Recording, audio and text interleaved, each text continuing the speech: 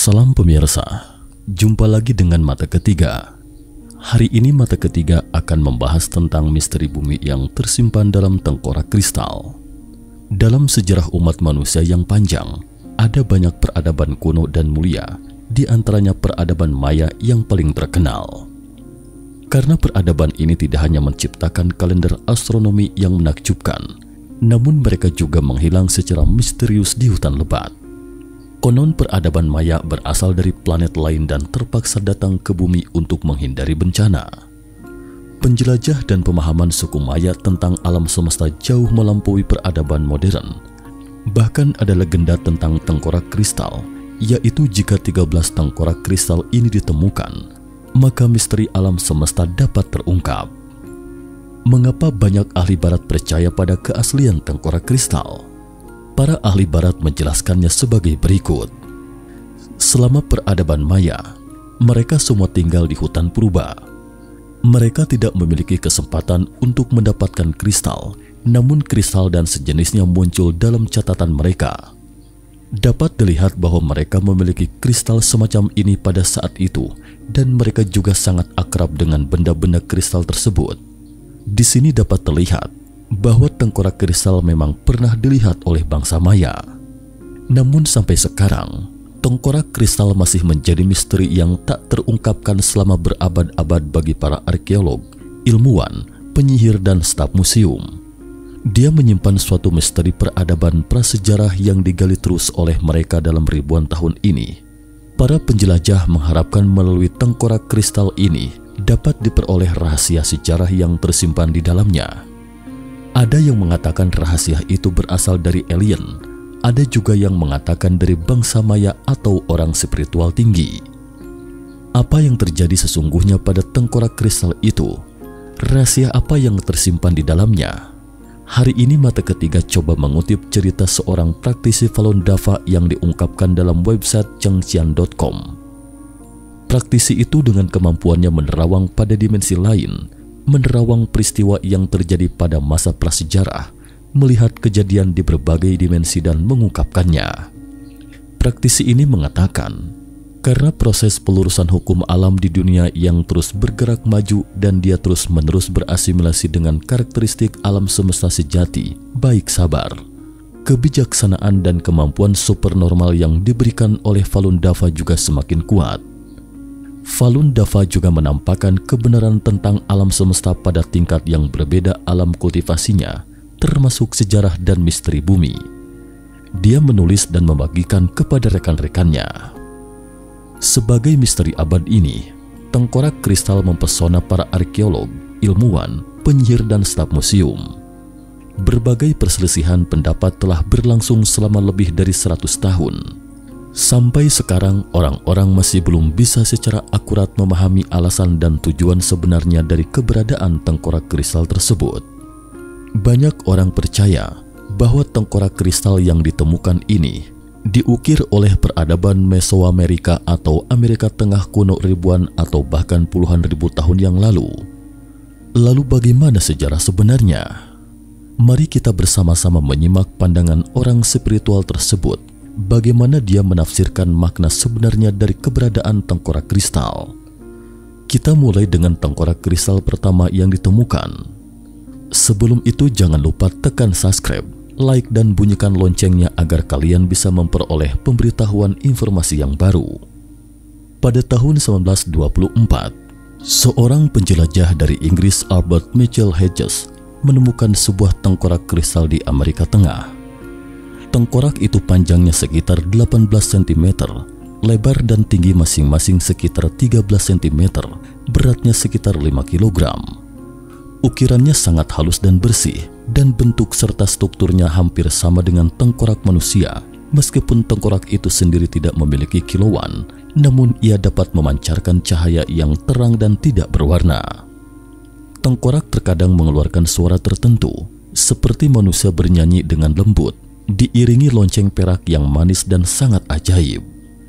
Saat seseorang mendekati tengkorak ini, penonton akan memiliki berbagai imajinasi saat mendengar suaranya.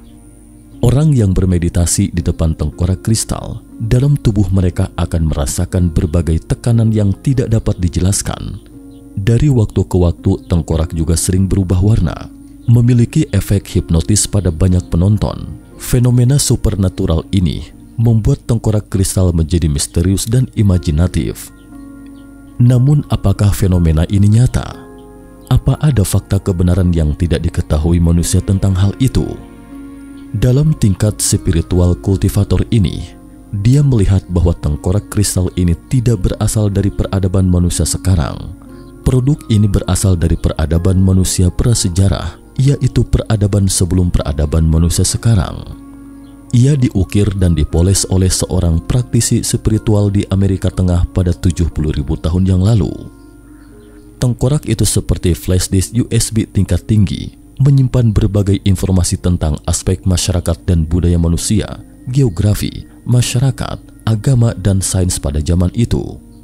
Di bawah eksitasi energi yang kuat, seberkas cahaya akan dipancarkan dari mata langit di antara alis tengkorak dan membentuk layar sekitar 5 meter di atas tanah, seperti pemutaran film di bioskop.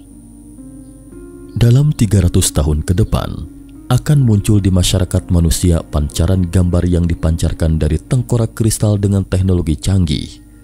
Tengkorak kristal ini memiliki roh menyerupai orang Indian, dan yang sepadan pada ruang dimensi lain adalah sebagai pelindung untuk melindungi tengkorak. Orang Indian ini memakai mahkota bulu dan rok jerami di pinggangnya. Ia memiliki tato berwarna hijau dengan berbagai bentuk geometris di wajah dan tubuhnya. Ada tas kulit binatang di pinggang kiri. Di dalamnya terdapat berbagai macam perlengkapan kurban, seperti lonceng, palu dan kayu, sendok, totem kayu, dan lain-lain. Dari sudut pandang kostum, ini adalah kurban besar Indian. Beragam suara nyanyian yang dipancarkan dari tengkorak tersebut persis sama dengan nyanyian religius yang dinyanyikan dalam pengorbanan religius zaman dahulu. Ketika orang bermeditasi di samping tengkorak, mereka akan dikekang oleh energi yang dipancarkan oleh tengkorak tersebut. Tengkorak itu seperti pintu untuk menuju ruang dimensi lain, menghubungkan ruang dimensi ini dengan ruang dimensi lain. Berbagai penglihatan yang dilihat dan didengar oleh orang di samping tengkorak berasal dari ruang dimensi lain. Kurban besar menyegel dirinya sendiri di ruang dimensi lain yang sepadan dengan tengkorak dan menjaga tengkorak kristal. Dia menggunakan tengkorak sebagai media untuk menyampaikan kepada dunia manusia dalam pemahaman yang benar dari budaya iman. Tubuh manusia bisa mati, tetapi iman manusia kepada Tuhan adalah abadi, tidak akan musnah dan langgeng selamanya. Melalui tengkorak kristal, praktisi ini menggunakan kemampuan supernormalnya melihat panorama zaman yang menghasilkan tengkorak itu, yaitu pada 70.000 tahun yang lalu. Ada alien di konstelasi Orion mengunjungi bumi. Jejak kakinya memenuhi di setiap sudut dan setiap benua. Mereka terkejut menemukan bahwa otak manusia menyimpan informasi tentang bumi, Bima Sakti, dan alam semesta. Dengan mengambil pelajaran dari struktur jaringan otak manusia, mereka menciptakan tengkorak kristal yang dapat menyimpan informasi. Mereka menciptakan 7 tengkorak. Tengkorak tidak hanya menyimpan proses evolusi berbagai benua dalam periode sejarah tertentu, namun juga gunung dan sungai, serta perubahan dan pasang surutnya hewan dan tumbuhan, tetapi juga mencatat kelangsungan hidup dan evolusi berbagai kelompok spesies di planet lain di galaksi. Alien Orion memiliki hubungan kesepakatan gelap dengan negara paling jaya Federasi Ketelia Misi, negara paling kuat di benua Amerika Tengah pada saat itu. Alien Orion menyediakan teknologi militer alien kepada pemerintah militer Ketelan Misi. Sebagai imbalannya, pemerintah militer federal menyediakan semua sumber daya manusia, hewan, dan tumbuhan dari bumi, menyediakannya untuk alien dalam rangka penyelidikan dan eksperimen. Bentuk sosial dari Ketelan Misi Federation sangat istimewa, termasuk masyarakat perbudakan berteknologi tinggi. Kekayaan nasional, ilmu pengetahuan dan teknologi, sumber daya sosial dan sumber daya alam berada di tangan kekuasaan beberapa diktator politik. Kelompok kepentingan negara ini sangat terpolarisasi. Kondisi kehidupan masyarakat lapisan bawah sangat miskin. Ras mereka adalah bangsa berwarna kuning, dengan populasi lebih dari 70 juta. Pegunungan Roxy di Kanada sekarang dulunya adalah tempat kelahiran pemerintahan militer. Pada masa jayanya, wilayah daratan meliputi seluruh wilayah Meksiko saat ini, dan New Mexico di Amerika Serikat adalah ibu kota pada saat itu. Kostum nasional dibagi menjadi hitam dan putih. Hitam mewakili warga sipil dan putih adalah simbol bangsawan.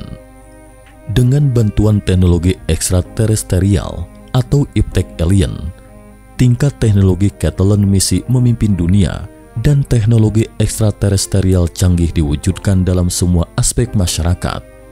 Saat itu, alat pengangkutan kelas bangsawan adalah sejenis pesawat berenergi ion, memiliki kecerdasan, cepat, bebas polusi dan berbagai keunggulan lain. Bahan yang digunakan untuk pesawat adalah ringan dan tahan lama. Dalam hal komunikasi, mereka juga memiliki peralatan komunikasi yang mirip dengan telepon seluler, tetapi telepon mereka lebih cerdas daripada telepon seluler kita saat ini. Saat menyiarkan dan mentransmisikan informasi, gambar 3 dimensi holografik penelpon setinggi 10 cm akan muncul di bagian atas telepon genggam. Di bidang pertanian, mereka menggunakan larutan nutrisi terkonsentrasi tinggi dan bergizi tinggi di dunia bawah tanah untuk menanam berbagai tanaman dengan kepadatan tinggi dalam ruang terbatas. Hasil panennya beberapa kali lipat dari tanah biasa. Selain itu, mereka menggunakan teknologi modifikasi genetik dalam peternakan. Dalam lingkungan suhu dan energi tertentu, laser digunakan untuk merangsang telur ternak yang telah dibuahi untuk mendorong mutasi gen hewan, sehingga dapat mengubah ukuran tubuh spesies hewan dan mutasi budidaya. Ternak yang diperoleh adalah 3 hingga 5 kali ukuran spesies biasa. Namun ternak dari spesies yang bermutasi secara genetik hanya untuk dikonsumsi oleh budak di lapisan bawah masyarakat. Militer Federasi Catalan misi juga sangat kuat pada saat itu. Tentara mereka menggunakan senjata sinar energi laser. Seragam militer yang dikenakan merupakan armor energi pintar yang dapat membentuk perisai energi 360 derajat ke seluruh tubuh saat dibutuhkan. Perlakuan pemerintah militer terhadap pemberontak dalam negara atau tawanan perang sangat kejam. Mereka akan secara paksa menanamkan chip di otak pemberontak yang ditempatkan di dekat kelenjar pineal di otak. Mereka yang ditanamkan chip tersebut akan kehilangan kesadaran utama seperti mayat hidup. Orang-orang ini akan dikendalikan secara sewenang-wenang oleh pengendalinya. Orang-orang ini biasanya ditugaskan ke lingkungan kerja terburuk atau medan perang untuk melakukan tugas-tugas yang paling sulit dan bahaya, menderita dan berbahaya. Diktator pemerintahan militer menganggap mereka sebagai barang habis pakai. Kehidupan seperti zombie ini begitu rapuh, murah dan terhina di negara ini. Seluruh masyarakat Federasi Catalan misi percaya pada agama dan menyembah para dewa. Dalam bahasa mereka disebut dewa kematian Futai. Mereka menganggap agama lain sebagai bid'ah atau sebagai kelompok yang bertentangan dan menerapkan kebijakan genosida terhadap agama lain. Dengan dukungan kuat dari ilmu pengetahuan dan teknologi alien, pemerintah militer Catalan misi dengan cepat dapat menyatukan benua Amerika. Lebih dari 10 negara tunduk padanya. Namun pemerintah militer tidak puas dengan status quo tersebut. Mereka berambisi melaksanakan kebijakan ekspansi militer di seluruh dunia, berupaya untuk menguasai bumi, sehingga mendapat perlawanan keras dari pasukan koalisi Eurasia. Pemerintah militer federal juga khawatir ada hal-hal yang tidak menguntungkan terhadap pasukan koalisi saat pasukan tersebut memperluas militernya. Untuk mencegah musuh asing menyerang, bangunan Federasi Catalan misi umumnya rendah. Pada umumnya hanya setinggi 2 lantai, 90% dari bangunan berada di bawah tanah. Di bawah permukaan tanah adalah negara mereka yang besar dan makmur, dan di atas permukaan tanah sebagian besar ditutupi oleh hutan, padang rumput dan gurun. Dalam proses bekerja sama dengan alien, Jenderal Catrow, pemimpin militer dari proyek penelitian ilmiah pemerintah militer Catalan misi, menemukan konspirasi dan tujuan yang lebih besar dari alien. Alien mencoba memanipulasi pemerintah militer federal dan akhirnya akan menggantikannya sebagai penguasa bumi. Dia menyadari keseriusan situasi dan khawatir bahwa orang-orang di bumi suatu hari akan punah oleh alien. Jenderal Catrow diam-diam meniru tengkorak kristal yang dibuat oleh alien dan membuat 7 tengkorak kristal. Dia menggunakan teknologi energi partikel cahaya untuk menyimpan semua informasi tentang kerusakan serta kelemahan alien dan lain-lain yang disebabkan oleh alien terhadap orang-orang di bumi selama periode ini ke dalam salah satu tengkorak kristal. Praktisi Falun Dafa ini juga melihat fenomena yang menarik. Alien dari Orion tidak memiliki kekebalan terhadap flu biasa manusia di bumi dan banyak virus lain yang tampaknya umum. Begitu terinfeksi, demamnya tidak akan hilang, kemudian seluruh tubuh akan timbul eritema atau bercak merah. Organ dalam tubuh akan menjadi lelah dan mati dalam waktu 3 hingga 15 hari. Namun tidak semua alien seperti ini. Karakteristik kehidupan planet yang berbeda menentukan tingkat adaptasi mereka terhadap lingkungan planet yang berbeda di Bima Sakti. Jenderal Catrow menyembunyikan tengkorak kristal yang membawa nasib masa depan bumi di ruang rahasia kuil agama yang dijaga dan diwariskan oleh para pemimpin agama dari generasi ke generasi. Rezim tersebut setelah eksis selama 180 tahun, akhirnya dihancurkan oleh pasukan koalisi Eurasia. Tengkorak kristal tidak hancur dengan kehancuran negara tersebut, tetapi secara ajaib bertahan sampai hari ini dan berharap tengkorak kristal dapat dilihat kembali. Selama periode itu, alien membuat total 7 tengkorak kristal. Mereka mengambil 2 di antaranya saat meninggalkan bumi.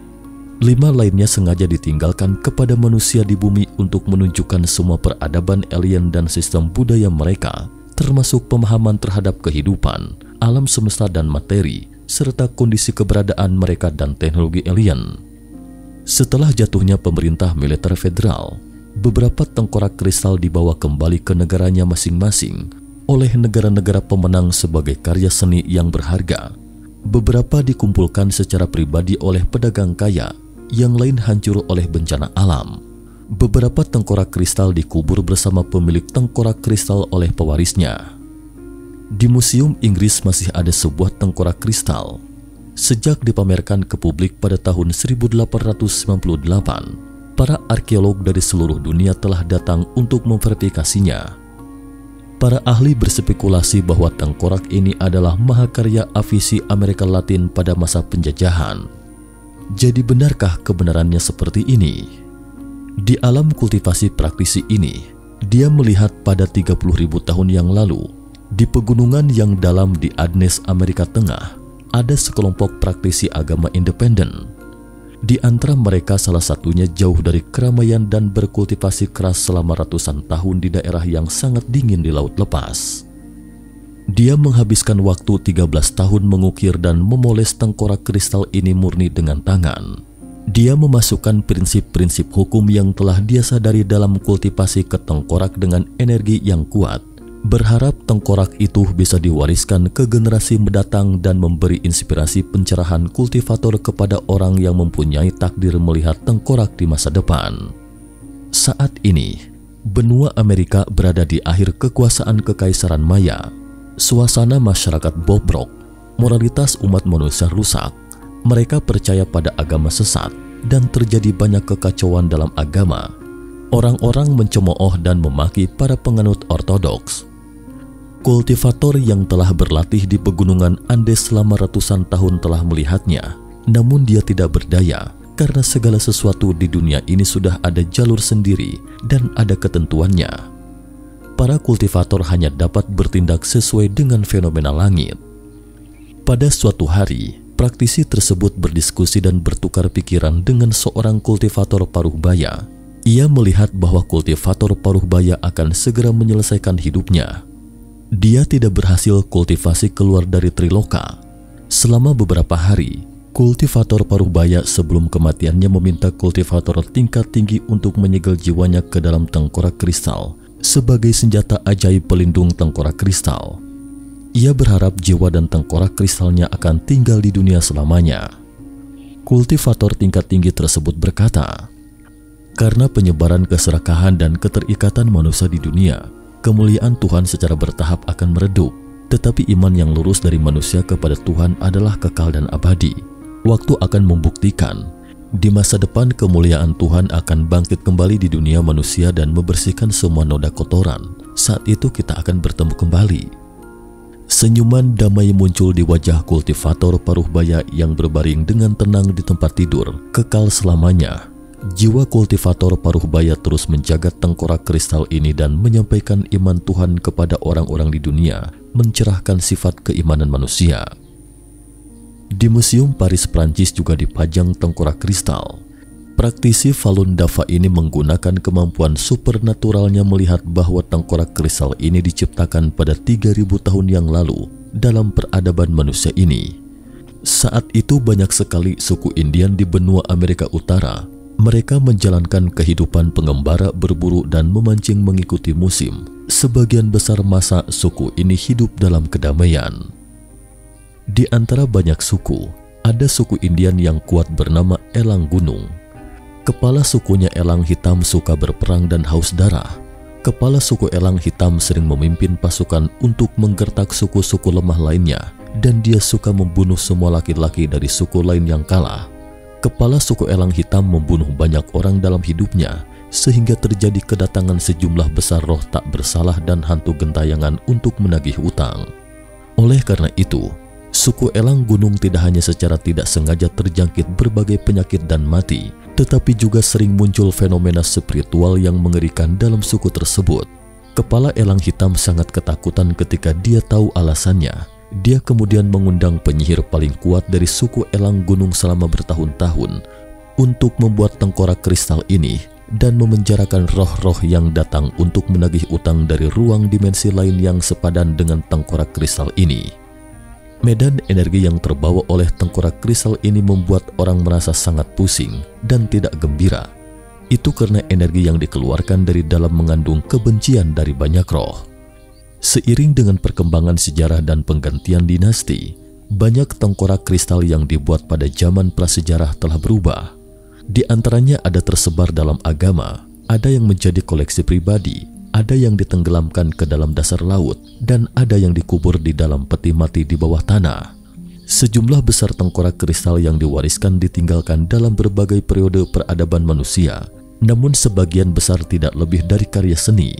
Hanya 13 buah tengkorak kristal yang memiliki konotasi sejarah yang mendalam dan faktor-faktor yang mendasarinya.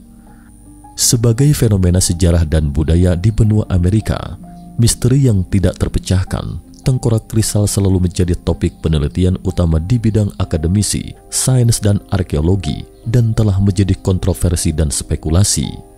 Dengan pengetahuan yang dimiliki manusia modern, hanya sedikit yang dapat diketahui tentang misteri sejarah bumi dan misteri alam semesta. Hanya sebagai kultivator sejati yang berkultivasi dalam pelurusan alam semesta, kebenaran prinsip alam semesta di semua tingkatan, termasuk sejarah dan misteri bumi, baru akan dipahami oleh kultivator. Reruntuhan istana atau kuil prasejarah dapat ditemukan di benua Amerika. Bertahun-tahun ia yang masih berdiri di wilayah terpencil menampakkan kepada kita kemakmuran dan kejayaan pada masa itu. Nah pemirsa, cukup sekian dulu. Terima kasih atas perhatiannya. Jika suka dengan video ini, jangan lupa like dan subscribe. Sampai jumpa di episode Mata Ketiga selanjutnya. Salam.